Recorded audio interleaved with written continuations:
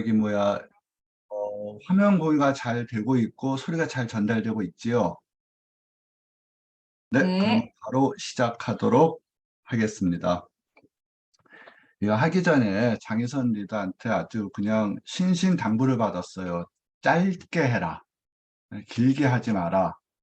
그런 받았는데 모르겠어요. 어쨌든 최대한 정해진 시간 내에 할 수 있도록 한번 그렇게 해 보겠습니다. 네, 더불어 사는 자본주의 이건데, 네, 이 책은 거기 나와 있는 대로 리치 디보스 창업자께서 저는 사람들이 지닌 개개인의 재능을 발휘하도록 해 그들의 잠재력을 일깨우도록 평생을 노력했습니다. 자기 말에 대한 어떤 기록을 적은 책이에요. 그래서 그 옆에 쓰듯이 사람에 대한 믿음을 가진 신앙인으로서 세상의 가난을 해결하고자 애쓴 어느 사업가의 비망록. 비망록이라는 건 그런 뜻이죠. 잊지 않으려고 주요한 골자를 적어두는 책자 이렇게 됐는데 이 책을 강독이라고 해야 되나요? 해설 강의라고 해야 되나요? 요약 정리라고 해야 되나요? 독후감 발표라고 해야 되나요? 할 때마다 어려운 게 뭐라 그럴까? 어느 한 장 요약 정리하기가 참 힘든 책이에요. 그 이유는 이런 것 같아요. 뭔가 하면은 전부 이런 내용들이 대부분이에요. 그 중에서 제가 굉장히 저 개인적으로 울컥했던 가슴에 와닿았던 구절들을 그냥 몇 개 뽑아놓은 거예요. 사람마다 이 책을 읽으면서 어느 구절에 울림이 올지 감동이 올지 사람마다 다를 거예요. 그러나 어쨌든 이분이 쓴 책에는 서장 빼고는 서장 빼고는 대부분의 내용이 성공한 자들의 어떤 실제 모습들, 경험들을 이렇게 쭉 기록해 놓은 책인데 재밌는 거는 이분들이 훌륭한 사람들의 얘기는 안 적혀 있는 것 같아요. 여기 보면 제가 봤던 정말 아메이 사업 때문에 생전 처음으로 자기로 해서 옷을 산 어느 사업가 이야기. 평생 산악지방을 떠나지 못했지만은 아메이 때문에 여행을 갈 수 있었던 사람의 이야기. 어, 이게 아마 야구인지 뭔지 모르겠어요. 어떤 그라운드에서 각광을 받으면서 조명을 받으면서 주인공으로 뛰고 있는 운동선수가 아니라 그 운동선수들이 쉬는 락카룸 관리인에 관한 이야기. 그 다음에 어떻게 보면은 어머니를 일찍 여의고 돌봄을 잘 받지 못했던 학생들의 이야기. 이와 같이 정말 낮은 곳에 어려운 사람들의 성공담 얘기가 많이 많이 실려 있어요. 그러니까 어느 한 구절을, 어느 한 장을 이렇게 뭐랄까 정리하기도 힘들고 그 모든 걸 다 얘기하기도 힘들었어요. 그게 어떤 이 과목을, 이 코너를 맡은 저의 어려움이었었는데, 그러나 읽는 저는 아무튼 행복했어요. 특히 거기 보면은 뭔지 모르지만 그 산도발 부인 얘기랑 테디 얘기는 읽으면서 아, 요즘 그 호르몬 변화가 있어서 그런지 괜히 이렇게 울컥하고 혼자 눈물 콧물 짜던 그런 얘기가 기억이 납니다. 근데 이제 그랬어요. 우리가 창업자 리치 디보스를 위해서는 꼭 이해해야 될 게 있어요. 왜 이분은 자기의 사업 성공담을 얘기하면서 자기의 사업 철학을 얘기하면서 위대한 사람의 얘기보다는 어떻게 보면은 그냥 편하게 얘기할게요. 이와 같이 보잘것없는 사람들. 그렇잖아요. 이게 지금 제가 예를 들어서 내 장면을 이렇게 써놨는데 정말 보잘것없는 사람들의 이야기를 써놨을까? 그리고 왜 그런 사람들의 이야기가 이 책의 대부분을 차지하고 있을까? 저는 이 부분이 신앙이기 때문에 그렇다고 생각을 해요. 이 리치드 보스 이분 집안이 보면은 아무튼 이분만 신앙인이 아니라 그 부모님들도 대대로. 근데 그 신앙도 원래 미국에는 그 침례교파가 강한데 이상하게 이쪽 집은 우리로 말하면 예장계통, 예수교 장로회 계통인 칼빈 그쪽 계통의 이제 신앙이었나 봐요. 아무튼 네덜란드 켈뱅파의 영어로 말하면 켈빈, 불어로 말하면 칼뱅, 뭐 제가 혼용돼서 많이 나갈 것 같아요. 어떤 켈빈파의 뿌리를 둔 부모 밑에서 태어났어요. 뭐 우리식으로 표현 모태신앙, 고등학교도 크리스찬 학교를 나왔고요. 대학교도 크리스찬 대학교를 나왔어요. 그러니까 아마 이분의 신앙이라는 것은 정말 생활 속에서 이루어진, 그리고 어느 순간 믿은 게 아니라 어렸을 때부터 기독교의 가치와 핵심 진리를 몸으로 실천하면서 사는 거에 굉장히 익숙했던 사업가였어요. 그래서 이분의 말과 행동을 이해하기 위해서는 이분은 정말 건강하고 독실한 신앙인이었다라는 것을 우리가 바탕에 깔고 이해해야 될 것 같아요. 그중에서 저는 이렇게 봤어요. 거기에 왜 이분의 책에는 낮은 곳에 있는 사람들의, 아무것도 가진 것이 없는 사람들의 성공담 얘기가 주로 되어 있을까? 아마 이분이 신앙인데 이런 구절에 영향을 받지 않았을까 추측을 해요. 너희가 내 형제들은 이 가장 작은 이들 가운데 한 사람에게 준 것이 바로 나에게 해준 것이다. 아마 이 말씀을 붙잡고 가장 작은 이들에게 내가 무엇을 해줄 수 있을까? 어떤 걸 할 수 있을까? 이런 거를 사업가로서 고민하지 않았나라고 생각을 해요. 재밌는 게 또 기독교인은 기독교인인데 켈빈주의 기독교인이에요. 요 얘기는 그냥 짧게 언급만 하겠습니다.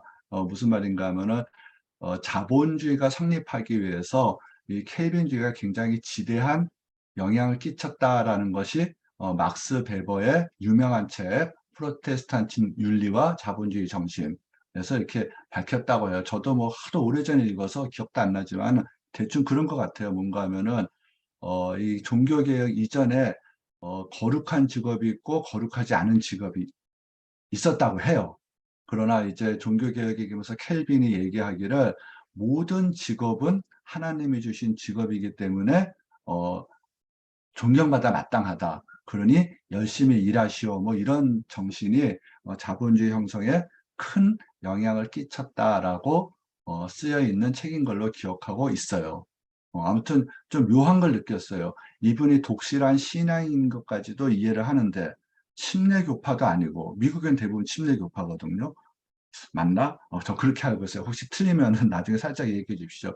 어떻게 보면은 왜 그 많은 개신교의 종파 중에서도 켈빈교의 뿌리를 둔 신앙을 갖고 있었을까? 아마 그래서 이분이 또 사업을 하지 않았을까? 뭐 그런 상상을 한번 해봤습니다. 아무튼 각설하고 저는 혹시 이 책을 읽고 오신 분도 있고 안 읽으신 분도 있었을 텐데 보면 책이 좀 두꺼워요. 나 이거 도저히 두꺼워서 못 읽겠다 하시는 분은 서장만 읽어도 괜찮아요. 서문만 읽어도 괜찮은데 근데 서문은 너무 요약되어 있어 갖고 그 행간에 있는 풍성함을 놓치기가 쉬워요. 그래서 오늘 제 강의는 혹시 시간이 없는 분이 이 전체는 못 읽더라도 자기가 서문을 읽었을 때 이 말이 이런 배경 속에서 나왔구나 하는 그런 어떤 풍성함을 느낄 수 있게 된다면은 제 강의의 보람을 느낄 수 있을 것 같습니다. 그렇다고 서문만 읽지 마시고 그래도 한번 이렇게 두고두고 읽을 만한 책이에요. 한꺼번에 쫙 읽기에는 좀 힘들지 몰라도 분량이 마치 시집을 읽듯이 수필집을 읽듯이 그냥 아무 장이나 생각날 때 펼치고 몇 장씩 읽어도 이렇게 마음에 감동을 줄 수 있는 그런 장면들이 많이 있는 책이니까 그렇게 좀 봐주시기 바랍니다. 어쨌든 저는 이 책을 한 장면으로 요약해라. 한 줄로 요약해라 그러면 바로 서문 첫 페이지에 나오는 이 장면을 예를 들고 싶어요. 그런 거예요. 이번에 이제 강의를 다녀요. 성공한 사업자로서. 그래서 이제 하는데 뭔가 이렇게 더불어 사는 자본주의를 얘기하니까 거기 쓰여 있는 말 그대로 읽을게요. 강사가 열심히 얘기했는데 더불어 산다는 말과 자본주의는 서로 모순되는 말입니다. 대학생이 어느 강연회에서 나한테 비꼬듯이 말했다. 또 어느 대학 교수는 연전이 되고 동정심이 많은 자본가는 성공할 수 없다.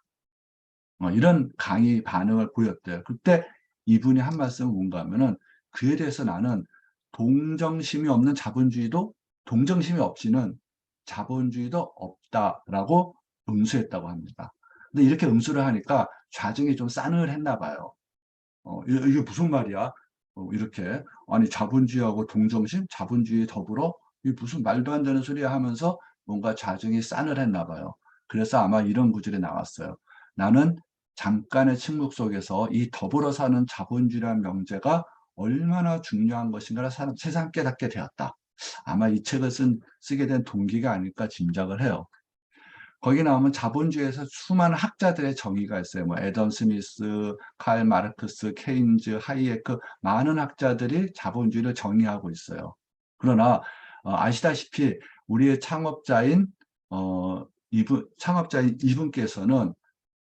이분께서는 리치 이분은 학자가 아니었어요. 그냥 어, 독실한 신앙을 가진 사업자였어요. 그러니까 아무래도 자본주의를 학문적으로 접근하지 못했겠죠. 다만 당신의 신앙 속에서 사업을 어떻게 바라보고 그 신앙 속에서 사업을 펼쳐나갔을 때 경험했던 그런 것들을 갖고 자본주의를 정의했을 거예요. 그 정의에 대해서 우리가 조금 오늘 알아보는 시간을 가지려고 합니다. 그 전에 도대체 왜 청중들은 더불어 산다는 말과 자본주의라는 말, 자본주의와 동정심이란 말에 대해서 이렇게 날카롭고 예민하게 반응할까 잠깐 설명드리고자 합니다. 지금 여기 있는 사진은 뭔가 하면은 초기 산업혁명 시대에 어떤 노동자들의 모습을 그려낸 거예요. 거기 보면 동아줄에 이렇게 빨랫줄 널리듯이 널려 있는 이 사람들은 뭔가 하면은 잠깐 자고 있는 거예요. 현재 화폐 가치로 요 로프 아무나 빌려주는 게 아니라 이것도 7천 원 내지 8천 원 빌려줘야지 빌려줘요. 조금 돈 있는 사람은 그 옆에 있는 관짝 같은 데서 누워서 쉴 수가 있었어요. 산업혁명이 되면서 지주들이 알게 되었어요. 아, 뭔가 하면은 내가 내 땅에 밀밭을 키우는 것보다 양을 키우는 게 돈을 더 많이 벌겠다. 왜냐하면 이제 그 증기기관이 발명되면서 방적기가 동력으로 움직이기 시작하면서 대량의 섬유를 생산할 수 있고 그것이 초기 영국 자본 형성하는데 굉장히 큰 역할을 했잖아요. 그러니까 지주 입장에서 보니까 어, 밀 짓는 것보다 양 키우는 게 좀 이익이에요. 그러니까 농민들을 다 쫓아내요. 이 농민들이 다 어디서 몰리는가 하면 도시로 몰려요.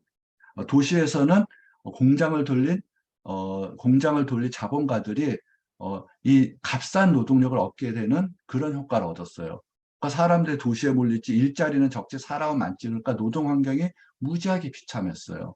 막 위에 나와 있지 정말 하루에 7, 8천 원씩 내고 줄 하나에 빨래 널리듯이 널려서 휴식을 취할 수밖에 없는 그런 열악한 노동 환경이 초기 자본주의 형성에 있었어요.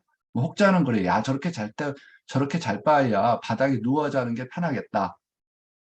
라고 생각할 수도 있겠지만 가만히 보면 거기 지피예요. 거기에 보면은 똥, 오줌, 벌레, 쥐 뭐 이런 것 때문에 도저히 바닥에서 잘 수 없는 환경이라고 해요. 그러니까 줄 걸쳐놓고 저게 자는 거예요. 어른들 고생하는 것도 그렇다고 치는데 애들도 사정없이 공장에 몰렸어요. 거기 보면 있죠. 저기 뭐야 그 어린이 노동자인데 9살짜리도 공장 노동자로 가서 일하는 거예요. 혹시 자기 자녀분이 지금 초등학교 뭐 1, 2, 3학년인 분들은 한번 상상을 해보세요. 아, 그런 나이의 아이가 공장에 나가서 하루 최소 10시간, 심한 경우 16시간을 일하더라. 정말 끔찍한 상황이죠. 또 석탄을 캐기 위해서인데 그때는 기술이 발달하지 못했기 때문에 굴을 크게 파면은 땅속 깊이 못 들어가요. 그러니까 이렇게 굴을 굉장히 작게 파는 거예요. 거기에 보면 성인 어른이 어, 일어나지 못해요. 이렇게 쪼그려 앉아 있는 모습을 볼 수가 있어요. 그러니까 어떻게 돼요? 여기서 채탄 작업을 해야 돼요.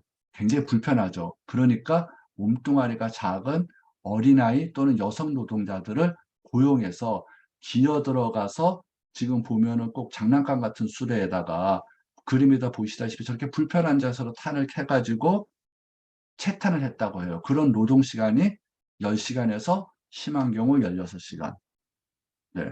그런 것만 있냐고 또 석탄을 떼기 시작하니까 굴뚝 청소를 해야 돼요. 여기 보면 참 아이가 귀여워요. 예, 조그만 꼬매가 수검정에도 묻히고. 근데 이게 사실은 굉장히 비참한 사진이에요. 지금 보면 알겠지만은 도시에 굴뚝 청소를 해야 되는데 굴뚝이 작으니까 어른이 못 들어가요. 작은 굴뚝은. 그러니까 사진에 보시다시피 이렇게 자그만 몸집에 아이가 들어가서 굴뚝 청소를 하는 거예요. 굉장히 위험했대요. 굴뚝 안에서 질식 사하는 경우도 있고, 또 무너져서 죽는 경우도 있고, 화상 있는 경우도 있고, 떨어져서 다치는 경우도 있고, 그래서 심한 경우에 특정 지역의 보고서를 보면은 굴뚝 청소년들의 생존율이 청소년기를 버티는 생존율이 현격히 낮았다고 해요. 하여튼 요런 이렇게 인간의 노동력을 착취하던 것이 자본주의의 초기의 모습이었어요. 그러니 당연히 어떻게 돼요? 인식이 안 좋죠. 그죠? 그러니까 우리가 이런 말을 이해할 수가 있어요. 정말 이런 거를 공부했던 학생 입장에서는 더불어 산다는 말과 자본주의에 서로 모순되는 말이다. 라고 하는 거 충분히 이해합니다. 그 다음에, 그 다음에 또 대학 교수, 동정심이 많은 자본가는 성공할 수도 없다. 그렇죠. 초기 산업 자본주의에 누구는 싼 노동력의 어린아이를 적은 월급 주고 고용하는데 그거 많은 월급 주고 노동자를 고용하면은 경쟁에서 이길 수가 없겠죠. 그러니까 입 꽉 깨물고 독한 마음으로 어린아이 노동에 투입해야겠죠. 네, 근데 이 참 사진이 제가 골라놓고 흐뭇한 사진이 어쩜 이렇게 사진인데 표정들이 이렇게 다 포독스럽고 악랄하게 보이는지 모르겠어요. 어쨌든 어, 이런 어떤 초기의 자본주의 형성에 강렬한 인상이 있기 때문에 자본주의에 대한 인상이 안 좋아요. 그러나 우리 창업자는 학자는 아니었잖아요. 당신께서 신앙인으로서 어떤 경험을 했을까? 사업가로서 어떤 자본주의 경험을 했을까? 그 경험이 그분이 내린 자본주의의 정의고 자본주의를 이해하는 방법이었어요. 네, 사진 이쁘죠? 1926년에 출생하셨어요. 창업자께서 리치 디보스. 네, 근데 재밌는 거는 대공황이 1929년에 일어났어요.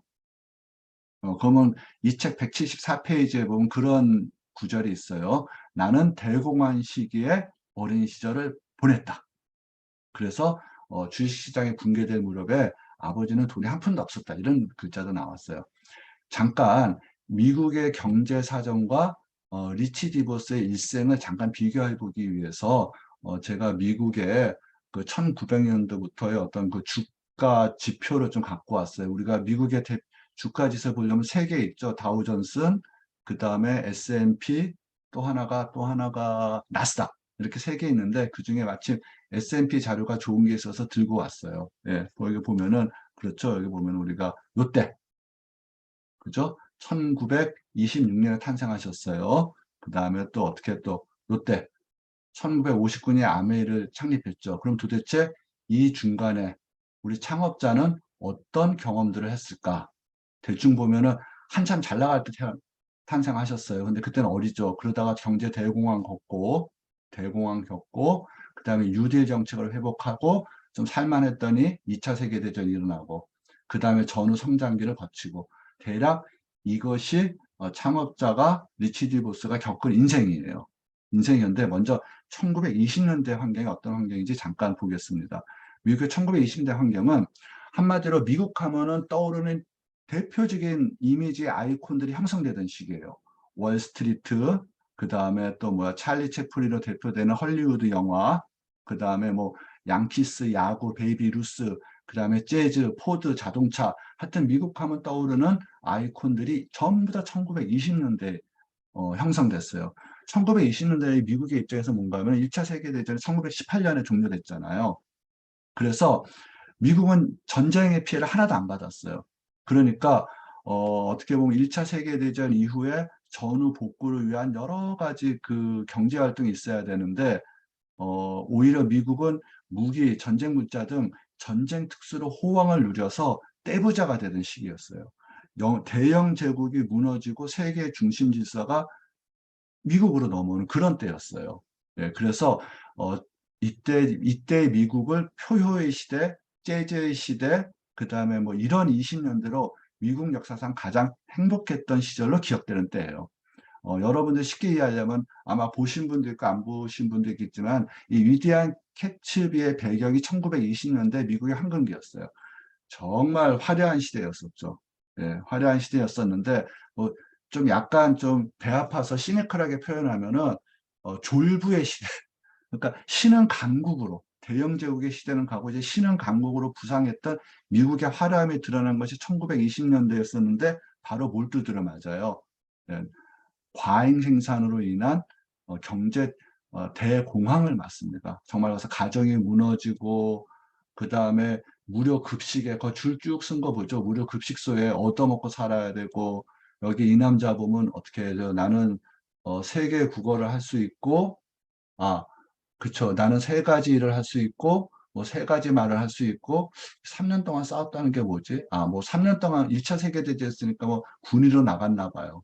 그 다음에 아이가 3명 있고, 3달 동안 일이 없다. 나는 직업을 구한다. 막 이렇게 수많은 실업자들이 생성되고, 직업을 못 구하니까 가정이 붕괴되고, 그 다음에 얻어먹고 살아야 되는 어, 이런 시기가 창업자의 초등학교 시절이었어요. 우리로 말하면. 그러다가 이제 우리가 그 뉴딜 정책 루즈벨트 대통령이 테네시강 뉴욕 개발과 후주 이게 뭐야 그 후보 때문에 표현되는 어떤 새로운 그 수정 자본주의 케인 작파의 수정 자본주의 정책을 열심히 해가지고 그 미국 경제를 이제 부흥시키죠. 참고 부흥시킵니다. 그래서 우리가 뭐 아담 스미스 보이지 않는 손 갖고 우리가 쫄딱 망했으니까 자본주의 경제 대공화 이 케인즈라는 사람은 좀 보이는 손, 정부가 좀 적극 개입해야 된다 그래갖고 사진에 보는 것처럼 대규모 토목 사업을 벌려서 미국 경제를 이렇게 원위치 시켜 놓습니다. 그래서 좀 살만한가 했더니 세계 2차 대전이 벌어져요. 세계 2차 대전이 벌어지는데 이 세계 2차 대전은 정말 이 세계 2차 대전에서 미국의 엄청난 생산력을 증명해낸 거였어요. 이게 지금 뭔가 하면은 어, 이제 독일이 대륙 봉쇄령을 내리잖아요. 대륙 봉쇄령을 내리니까, 이게 그 물자 공급을 미국에서 날라가야 되는데, 유보트가 이렇게 수송선을 격침시키잖아요.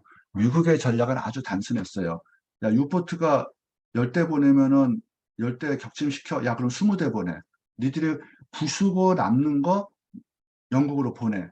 막 그래갖고, 거기에 보이는 그런 이 함선, 이제 리버티급 수송선이라고 하는데 이거를 무지막지하게 찍어내요. 3일에 2대씩 찍어내가지고 2,700자가 생산해서 그냥 영국으로 계속 날라요. 그야말로 배로 된 다리를 가지고 미국과 영국을 연결해서 끊임없이 물자를 공급해줘요. 그래서 이때 미국의 생산력이라는 것이 엄청나다는 것이 증명됐어요. 이거를 보면서 창업자는 무슨 생각을 했을까? 그 다음에 또 보여준 게 베들린인데 요거는 이제 시간이 너무 많아서 넘어가겠습니다. 어쨌든 뭘 얘기하려는가 하면 2차 세계대전을 통하면서 자본주의 국가인 미국의 어마어마한 생산력을 세계에 증명을 했어요. 그래서 창업자는 이런 말을 해요. 그러니까 뭔가 하면 세상에 많은 사람들이 자본주의를 환영하고 그 혜택을 누리고 있는데 왜 자본주의가 잠깐 실패한 거 가지고 계속 거기만 갖고 시비를 거냐. 그런 안타까움을 표시하세요. 근데 미국이가 땅덩이가 넓고 자본이 많아서 그런 거지, 뭐, 꼭 자본주의가 좋은 건 아니지 않아? 라고 했는데, 중국의 예를 들어보면은, 여기 보면은, 요때 보면 이제 중국이 공산혁명에 성공해서 우리 공산주의가 자본주의보다 훨씬 좋은 제도야라는 걸 증명하려고 갖은 애를 많이 써요. 예를 들어서 뭐, 대약진 운동을 벌린다든지, 또는 문화혁명을 벌인다든지, 물론 여기 정치적 배경도 있지만은, 어쨌든 공산주의식으로 중국의 생산력을 높이려고 이런저런 애를 썼는데 안 돼요. 안 됐다가 모택동이란다. 그 누구죠? 그 덩샤오핑 등소평이 등장하면서 저기 뭐야 시장을 개방하기 시작해요. 자본주의 제도를 도입하기 시작해요. 중국의 생산량이 급격하게 높아집니다. 무려 이 표로만 보면은 80년부터 2004년까지 단순 숫자라만 보면은 200배가 넘는 성장을 이루어요.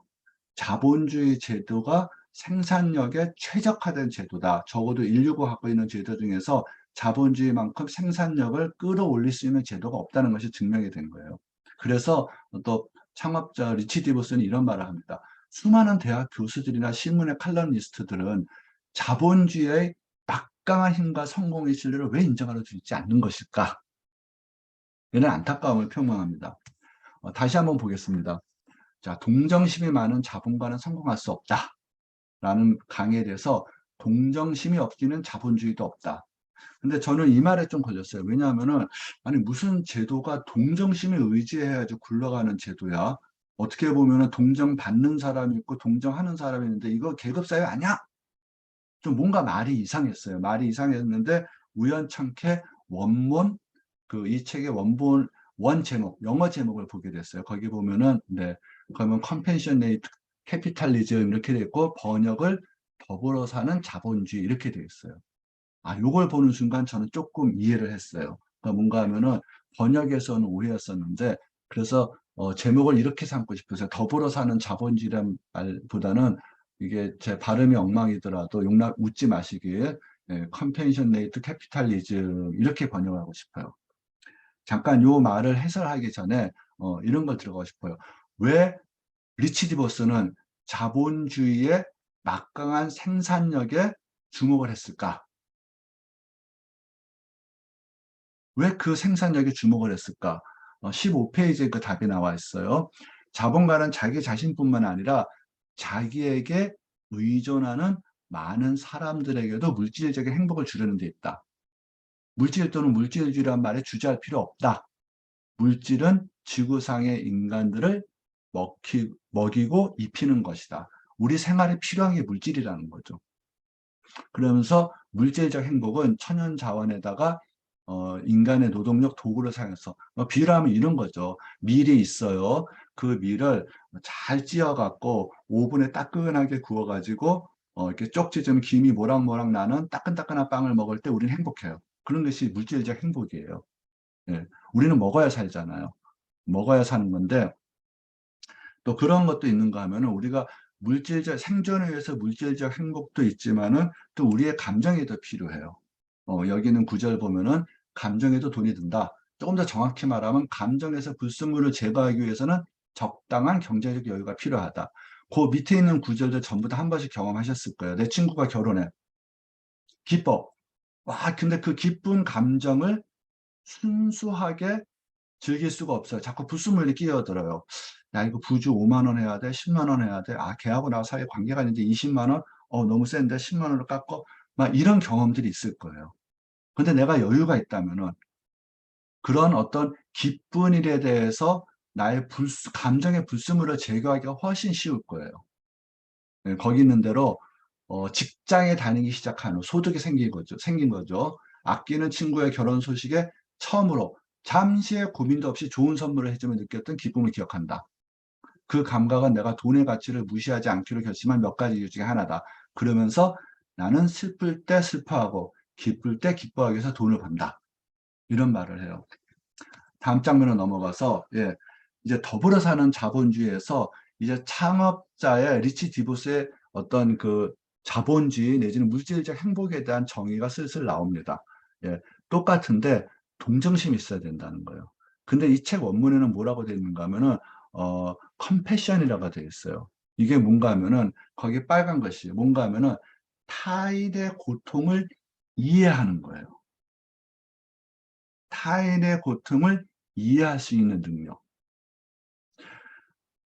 며칠 전에 창원에 내려갔다 왔어요. 여러분 아시다시피 제가 차를 새로 뽑았어요. 아주 그냥 요즘 인스타에 이상한 정말 창피한 동영상이 올라와서 부끄러워 죽겠는데, 너무 새 차를 끌고 싹 내려가니까 너무 기분이 좋았어요. 창원에 도착했어요. 근데 갑자기 길이 막 막혔어요. 그래서 왜 그러지 봤는데, 우리가 흔히 보는 장면, 정말 나이 많은 할머니가 산더미 같은 폐지를 줍는 리어카를 끌고 가고 있었어요. 차선 하나를 잡고. 그러니까 차량이 막히는 거예요. 그 순간 저는 제가 갖고 있는 좋은 차를 몰고 있었던 그 기분 좋은 게 그냥 이렇게 싸늘하게 식었어요. 아휴, 저 할머니 어떡하나. 저는 사람이 그렇다고 생각해요. 주변이 불행한데 나만 행복할 수 없는 거예요. 컴패션. 다른 사람의 고통을 이해하는 능력. 그 굉장히 좋은 예가 있어서 하나 들고 나왔습니다. 뭔가 하면은 이게 경제 대공황 때 사진인데 그런 거예요. 그러니까 뭔가 하면은 좀 빨리 하겠습니다. 돈이 없으니까 밀가루 포대로 옷을 해 입었어요. 근데 보면은 그게 자국에 남아요. 아, 밀가루 포대로 입은 옷이란 걸 알아요. 이거 입은 사람들 마음이 비참할 수 있어요. 그런 어떤 타인의 고통을 이해하는 어떤 자본가가 있었어요. 그래서 밀가루 포도를 어떻게 만들었는가 하면 이게 이렇게 이쁜 옷으로 이쁜 옷감으로 만들었어요. 그 다음에 인쇄도 한 번 빨면 없어지는, 이렇게 인쇄도 한 번 빨면 없어지는 거예요. 그래서 그거 갖고 옷을 해 입으면은 어떻게 돼요? 잘 표시가 안 나요. 이런 생각을 할 수 있다는 것은 타인의 고통에 대한 깊은 이해가 있기 때문에 가능할 거라고 생각을 해요. 그래서 어떻게 보면 창업자가 초등학교 시절 경제 대공황, 자본주의의 모순에 의해서 자본주의의 나쁜 면에서 고통받던 모습을 보았기 때문에 그것도 받고, 그 다음에 또 2차 세계대전 자본주의의 어마어마한 생산력을 받고, 그러니까 자본주의의 생산력을 포기할 수 없는 거예요. 그러나 또한 자본주의가 함부로 굴러갔을 때, 함부로 굴러갔을 때 굉장히 인간을 피폐하게 만드는 것도 보셨던 거예요. 그 대답으로 나눈 것이 바로 컴패션. 타인의 고통을 이해하는 것이 자본주의의 생산성을 극대화하는, 자본주의를 잘 굴리는데 정말 좋은 제도다. 라는 거를 어, 사업가의 경험으로 느꼈던 것 같아요. 그래서 이런 말씀을 하세요. 뭔가 하면은, 요게 154페이지에 거기 보면 그런 말이에요. 사전에서 더불어 살기를, 영어 원문 나왔죠. 타인의 고통이나 불행을 함께 나누고자 하는 감정. 그 다음에 그 고통을 완화시키고 원인을 제거하려는 욕구, 원인 제거. 사전의 정의로 미루어 보아 더불어 살기는 감정과 행동을 포함할 수 있다는 것을 알 수 있다. 한마디로 더불어 살려고 하는 것은 의식도 있어야지만 그 의식을 실천할 수 있는 능력도 있어야 돼요. 그건 뭔가 하면은 자본주의의 생산력이 필수적이고 그 자본주의의 생산력이 올바로 쓰이기 위해서는 컴패션이 있어야 된다는 걸 주장하는 것 같아요. 근데 다행히도 그 뒤에 많은 학자들이 비슷한 의견들을 내놔요. 예를 들어서 노동의 정말 제라미 레프킨에서는 이 생산력이 자본주의의 모순을 어떻게 해결할 거냐. 이거는 노동의 종말 보면은 제라미 레프킨이 그렇게 주장해요. 비영리 재단의 인류학적 활동만이 해결할 수 있다. 또 옥스퍼드 경제학 교수 한 분은 또 그런 말을 했대요. 뭔가 하면은 자본주의 위기 극복의 열쇠는 포회성의 윤리가 있어야 된다. 진화론적으로 보더라도 가장 강한 것이 살아남는 게 아니고 다정한 것이 난대요. 다정한 늑대가 개로 진화했어요. 그래서 지금 생태학적으로 보면은 개의 개체수하고 늑대의 개체수는 비교가 안 된대요. 네, 그래서 어쨌든 다정한 것이 살아남는다 그러고 우리나라 학자 중에서도 따뜻한 자본주의, 어쨌든 자본주의의 모순을 해결하기 위해서는 컴패션이 있어야 된다. 이런 주장을 하고 있어요. 창업자 의견하고 동일한 의견이라고 봅니다. 네. 그러면서 어떤 자본가들이 정말 길게 진정한 이익을 하려고 그러면은 이웃과 더불어서 아울러서 자연까지도 그래서 이런 고백을 하는 것 같아요. 네. 이거 이제 후다닥 넘어가겠습니다. 네. 조금 이제 정리하겠습니다. 뭔가 하면은 이 책이 1994년에 나왔어요. 그러니까 뭔가 하면 3차 혁명이 막 시작될 때였어요. 컴퓨터, 인공위성, 뭐 인터넷 이런 거 해가지고 막 시작되었었는데 지금 이제 4차 혁명 인공지능까지 왔는데 어쨌든 그 문구를 그대로 읽겠습니다. 엄청나게 구조적인 변화가 우리를 뒤흔들고 있다. 뭔가 급격하게 변하면 우린 고통스러워요.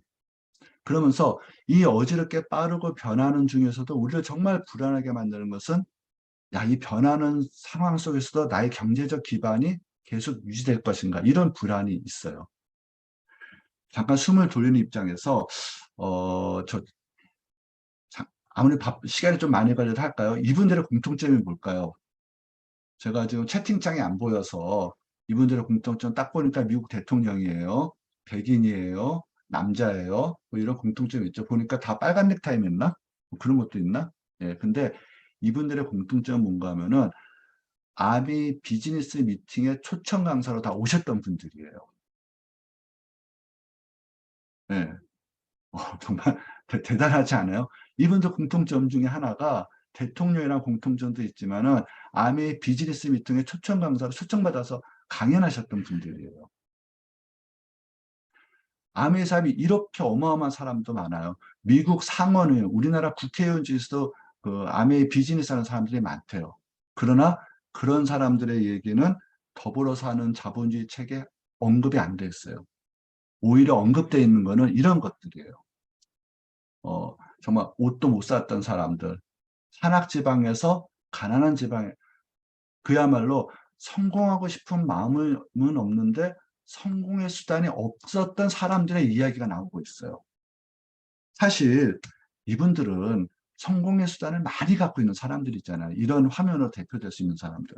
반면에 여기 있는 이런 분들은 정말 성공의 수단이 없었던 사람이에요.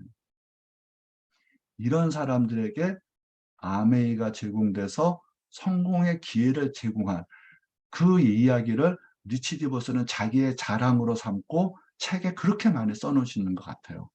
정리하겠습니다. 뭔가 하면은 자본주의가 위대한 것은 소수의 사람들을 백만장자로 만들어주기 때문이 아니고 수많은 사람들로 하여금 그들이 원하는 것을 하도록 도와주기 때문이다. 저는 오늘 이 자리에 참석하신 분들도 그런 길을 바라요. 뭔가 하면 우리가 정말 아메이가 여러분들에게 여러분들이 원하는 것을 할 수 있도록 도와주는 그런 도구로서 작동될 수 있다면은 지금은 돌아가시고 없는 창업자 리치 디보스께서도 굉장히 내가 정말 잘했구나 하고 즐거워하실 거라고 생각합니다. 네, 긴 이야기 들어주셔서 감사합니다.